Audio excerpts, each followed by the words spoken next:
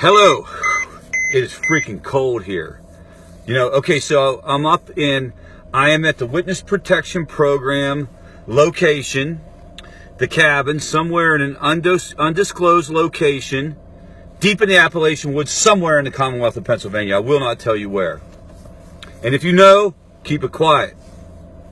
But it's freaking cold, man. Look at this coat I gotta wear, this big old puffy coat that I gotta wear. The other night it was like 38 degrees or something, and I ventured out, and I nearly freaking died. Like, I can tell you one thing. There's one thing for sure in my journey of life, in this move to South Carolina that I made 6 years ago. I'm about done with the freaking cold shit. I can tell you that right now. I hope when I get back there on Sunday, it's like what, 90 freaking degrees. 97 degrees. So I'm not going to be running around in a puffy coat back in South Carolina. All right, what do I want to talk about? That's not what I came here to talk about. I came here to talk about substance use disorders in general and to revisit this point around the 10% problem. And again, here we go. Like, I say things, man. I'm impulsive. I have a problem. I'm working on it. I like to run my mouth. I get it. And I probably have said things that are offensive at times, but I love everyone. I truly am on everybody's side. I think everybody's doing a great job. But I think that some of our fundamental principles are 100% flawed at their core, and they need to be challenged. Okay, now I want you to think about this again and listen and hear me out, and let's just be logical about this. Okay, so what happens? People have been getting loaded for decades, for centuries, for millennium. From the beginning of time, people have been getting loaded. And there have always been a group of people who've overdone it. And you know what? For decades, for centuries, nobody did anything about it. They wandered around the town, they died, they fell in snowbanks, whatever. You put them in insane asylums, all this other kind of stuff. Nothing humane about the way you handle people with addiction and with substance use disorders. Along comes, a couple programs start to do some things, and they start to do it well. Of course, Alcoholics Anonymous is one of those. And then it kind of branches off into this Minnesota model thing. This is like the kind of like foundation for rehab. And then you got Synanon out in California blasting people and putting people on the hot seat. They're having all this anecdotal success. Oh, we're doing a great job of Synanon. And everybody thinks that this is the way to do it. But here's the problem with all of this. Whether or not you believe in all those approaches, all those fundamental principles are based on one flawed thing. They're based on the 10% of folks with a problem who actually show up for help. 90% of these folks, and this is the way it's always been, 90% of these folks never show up for help. They never talk to anybody, so therefore the system never had a chance to evaluate how to handle them. Think about that. That's 100% logical. If only 10% of the folks show up, and we're only talking to 10% of the people, then we're going to focus on those 10% and how do we help them, and that's what we're trying to do, and that's what all our interventions are all about. That's what everything you hear coming out of Washington, it's all about the 10%. That's every app that you see is all about the 10%. Hey, we need 10% of willing people to put their information in. Medication-assisted treatment, it's all about the 10%. How do we get the 10% to actually take their medication? How do we get them access to it? Of course, inpatient rehab, outpatient clinics, it's all about the 10%. It's not about the 90%. It's not about how do we talk to those folks, because here's the thing, we got to get serious. There's a wide, diverse group of people dealing with substance use disorders. Some of them are much more severe than others. Some of them involve certain drugs, other than them don't. Some people will be able to change certain drugs, and they'll be able to be okay doing certain other things. This is just how life is, man. And if we took a public health approach to this issue, we wouldn't try to pigeonhole everybody into, we wouldn't try to force 90% of people into 10% of the solution. We would look at everybody as an individual, and we would take everybody, and we would have this wide ranging, and we would change the way we talk about it.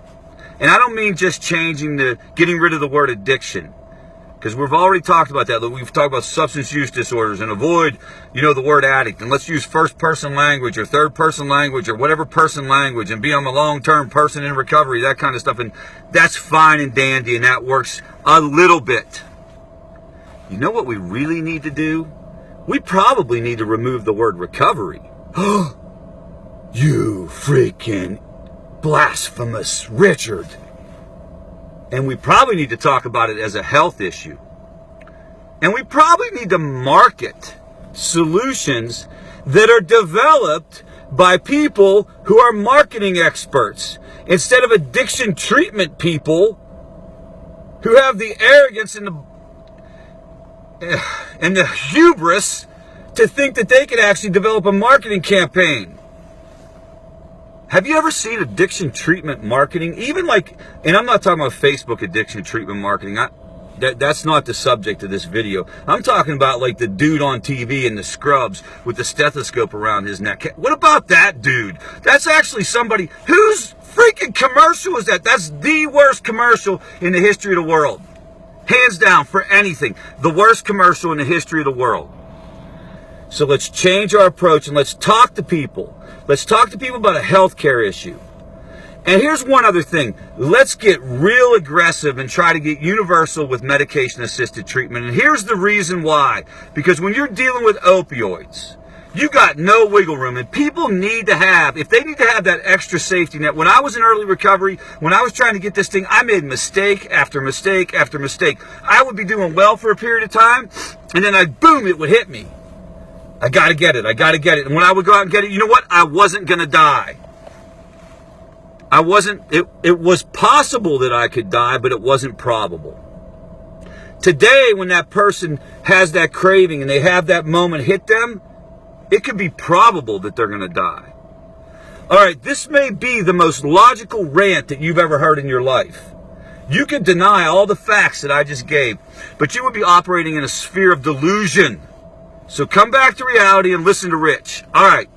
So, hey, there's one other thing I want to show you guys. I want to talk about. So I'm in this witness protection program up here and up in Pennsylvania.